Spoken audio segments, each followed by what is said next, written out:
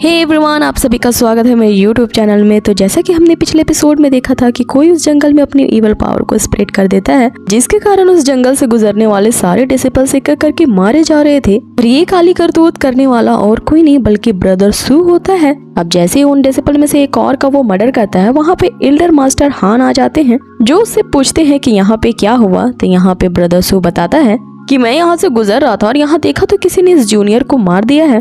अब जैसे ही Elder master हान उसे देखने जाते हैं, ब्रदर सू उस पे भी अटैक करता है, लेकिन यहाँ उसके अटैक्स को डॉज कर लेते हैं। अब बारी आती है थॉर के हथौड़े की, तो एल्डर मास्टर उसे भी अपने फायर के पावर से रोक लेते हैं। लेकिन यहाँ जब ब्रदर सू अपने शॉट से उस पे अटैक करता है, तो मास्टर उसके शॉट को ही पिघला देते हैं। और अंत में यहाँ वो समझ जाता है कि वो इस एल्डर के सामने नहीं टिक पाएगा, तो वहाँ से भागने लगता है। और लास्टली उसकी इवल पावर को देखकर यहाँ एल्डर हान समझ जाते हैं कि ये तो उस डेमन सेक्ट का इवल सोल की ब्लैक मैजिक है, जो सिर्फ उस डेमन सेक्ट के मेंबर ही कर पाते हैं। अब यहाँ ब्रदर सू की हमें ट्रू आइडेंटिटी का पर्दाफाश होता है और इसके साथ ही वहाँ से वो इविल वे में गायब हो जाता है। ये हम देखते हैं लूज वन सेक्ट में चारों तरफ यही बातें करते हुए स्टूडेंट्स को कि कैसे ब्रदर सू ने 1 दर्जन से भी ज्यादा डिसिपल्स को मार डाला है। और अगर एल्डर हान नहीं होते तो ये कभी पता नहीं चलता कि ब्रदर सू वाकई में उस डेमन सेक्ट का एक स्पाई था।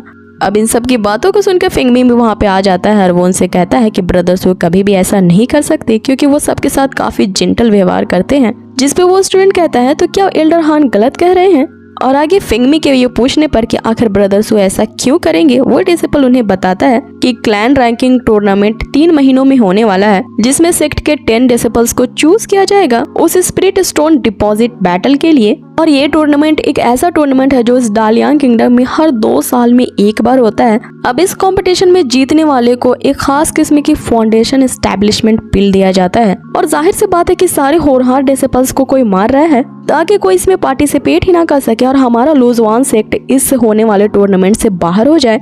अब यहाँ सारी बात फिंगमी को समझ में आती है कि वो ब्रदर सू ही था जो उस पे कई तरह से अटैक्स करवा रहा था, क्योंकि उसे डर था कि कहीं फिंगमी भी इस टूर्नामेंट में पार्ट लेकर के इस कंपटीशन को जीत ना जाए। और यहाँ फिंगमी को उसकी कही हुई वो बात याद आती है जो उसने सबसे पहले उससे मिलते हुए कहा था कि आखिर तुम कल्टीवेशन किस मकसद से करना चाहते हो। यहाँ फिंगमी अपने ध्यान से बाहर आता है और उसी की कही हुई बातों को याद करते हुए सोच रहा था कि आखिर वो ब्रदर सू उससे कहना क्या चाहता था। तभी वहाँ पे मास्टर फियो आते हैं, जो उससे शर्मिंदा होते हुए कहते हैं कि उन्हें नहीं पता था कि ब्रदर सू ऐसा करेगा और उसके ऐसा करने से उनके 2 और डिसिपल्स है वो किसी और सेक्ट में चले गए हैं और उनके एक और डिसिपल्स का कहीं आता पता नहीं चल रहा है। आगे कहते हैं कि उस इवल सू के कारण मेरे सारे डिसिपल्स गायब हो गए हैं और उस टूर्नामेंट में जाने के लिए अब तुम्हें मेरी आखिरी उम्मीद बचे हो। इस पे फिंगमी उन्हें दिलासा देता है कि इसमें आपकी कोई गलती नहीं थी मास्टर। आगे उसके मास्टर कहते हैं कि मैं जानता हूँ कि तुम्हें भी वो फाउंडेशन एस्टेब्लिशमेंट बिल चाहिए, लेकिन तुम्हारी कल्टीवेशन के लेवल इतनी हाई है कि तुम्हें उस यूजलेस कंपटीशन में भी जाने की कोई जरूरत नहीं, क्योंकि तुम अब मैजिकल वेपन्स के रिफाइनमेंट के एक जीनियस हो चुके हो। तो तुम्हारी इस स्पेशल कंट्रीब्यूशन को देखते हुए मैं ग्रैंड मास्टर सुवेरियन से ये सिफारिश करूंगा कि वो तुम्हें फाउंडेशन पिल दे दे। आगे हम देखते हैं कि फिंगमी अपने तलिस्मान मेकिंग की प्रैक्टिस कर रहा होता है, जिसमें उसका जेड काफी उसकी मदद करता है। अब उसकी जेड की मदद से ही उसके जो तलिस्मान मेकिंग की स्किल्स होती है वो 80% सक्सेस रेट पे पहुंच चुकी थी। तभी वहाँ पे फिर से मास्टर आते हैं जो उसे अजीब तरह से ग्रीट करते हैं। यहाँ फिंगमी उन्हें देख के समझ जाता है और अपने तलिस्मान को उन पे फेंकता है, जिससे वो एक स्पिरिचुअल थ्रेड में जकड़ जाते हैं। और आगे हमें पता चलता है कि वो एक छोटी सी लड़की थी जो मास्टर का वेश बदल के आई थी। और वो छोटी सी लड़की उसके तिलिस्मान पेपर और पेन को लेते हुए कहती है कि तुम तो कमाल के रिफाइनर के साथ एक तिलिस्मान मेकर भी बन चुके हो। तो मैं ये बात जाके उन बुड्ढों को बताती हूँ जो पहले तुम्हें अपने सेक्ट में लेने से मना कर रहे थे। यहाँ जाते हुए फिंगमी से कहता है कि तुम जिस पेपर और पेन को ले जा रही हो ना, उसके 50 स्पिरिट स्टोन लगेंगे। जिसपे वो छोटी सी लड़की उसे कहती है कि मेरे फादर जो कि ग्रैंड मास्टर सुवेरियन है उससे तुम ले लेना।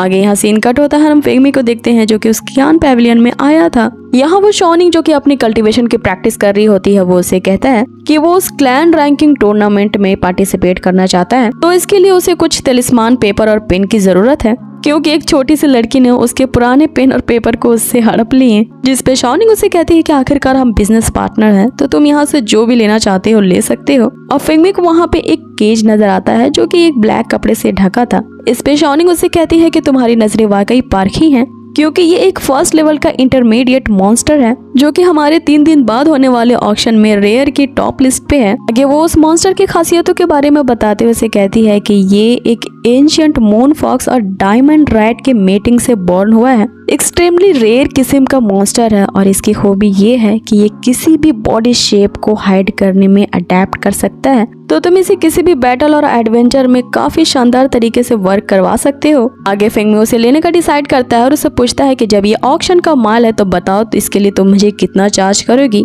जिस पे शाओनिंग उसे कहती है कि बस मेरे साथ तुम बिजनेस कंटिन्यू रखना, पैसे की इसमें क्या बात है। आगे फेंगमी उस क्यूट से दिखने वाले मॉन्स्टर को वहां से लेके चला जाता है और रास्ते में उसे डेमन सेक्ट का एक बंदा मिलता है जो कि किसी दूसरी लड़की पे अटैक कर रहा था और ये लड़की और कोई नहीं बल्कि मिन होती है। आगे हम देखते हैं कि मिन और उस डेमन सेक्ट के बंदे में काफी तगड़ी फाइट होती है। यहाँ पे आगे वो डेमन सेक्ट का बंदा उसे कहता है कि जल्द से जल्द अपना नाम वापस ले लो उस रैंकिंग टूर्नामेंट से, वरना तुम्हारा भी हाल उन्हीं डिसिपल्स की तरह होगा जो मारे जा चुके हैं। आगे हम देखते हैं कि वो अपनी इविल पावर से मीन पे अटैक करने वाला होता है कि यहाँ हमारा फेंगमी उसे बचा लेता है और आगे फेंगमी अपने तिलिस्मान पेपर से उसे तो पहले बेड़ियों में कैद कर लेता है, फिर अपने उसी तिलिस्मान को बाहर निकालता है जिसे उसने उन 2 भाइयों से लिया था।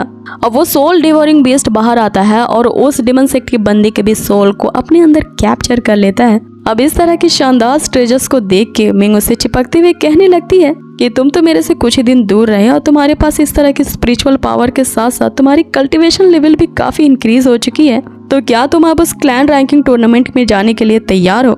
जिस पे फेंगमी उसे बता देता है कि मैं उस टूर्नामेंट में सिर्फ तो ऐसे ही मजे के लिए भाग ले रहा हूँ, क्योंकि मेरे मास्टर ने पहले ही मुझसे कह दिया है कि वो मुझे वो फाउंडेशन एस्टैब्लिशमेंट पिल दिलवा देंगे, तो उस टूर्नामेंट में जाना तो मेरे लिए बस यूं ही मजे का काम होने वाला है। आगे मीनू से कहती है कि हाल ही में मैंने सुना है कि इस डालियान किंगडम में एक और जीनियस अपेयर हुआ है जो कि इस सिटी में हाल ही में आया है और मुझे लगता है कि वो तुम्हें काफी कांटे की टक्कर देगा। जिस पे फेंगमी उसे कहता है कि मैं उस रिफाइनर से पहले मिल चुका हूँ और जिस तरह की उसकी ऑरा और स्पिरिचुअल रूट की टैलेंट है मैं तो उसके सामने कुछ भी नहीं। जिस पे मीनू से चिढ़ाते हुए कहते हैं कि जब ऐसे ही बात है तो तुम मुझे उसे इंट्रोड्यूस करवा देना, हो सकता है कि कहीं हम दोनों के बीच आपस में कनेक्शन बन जाए। अब ये कहते हुए वो अपनी वेपन आगे करती है और कहती है कि अब चले वापस अपने सेक्ट। और आगे हम देखते हैं उन दोनों के साथ जाते ही हमारा एपिसोड ही होता है खत्म। तो मिलते हैं आप लोगों से इसके नेक्स्ट एपिसोड में, जैसे इसके न्यू एपिसोड्स अपलोड होंगे मैं उन्हें जल्द से जल्द एक्सप्लेन करूंगी। तब तक के लिए आप लोगों को मुझे ढेर सारा कमेंट करना है, क्योंकि आपके कमेंट्स एंड लाइक्स ही हैं जो मेरे मोटिवेशन का सोर्स है। टिल देन अपना रखे बहुत बहुत ख्याल। बाय।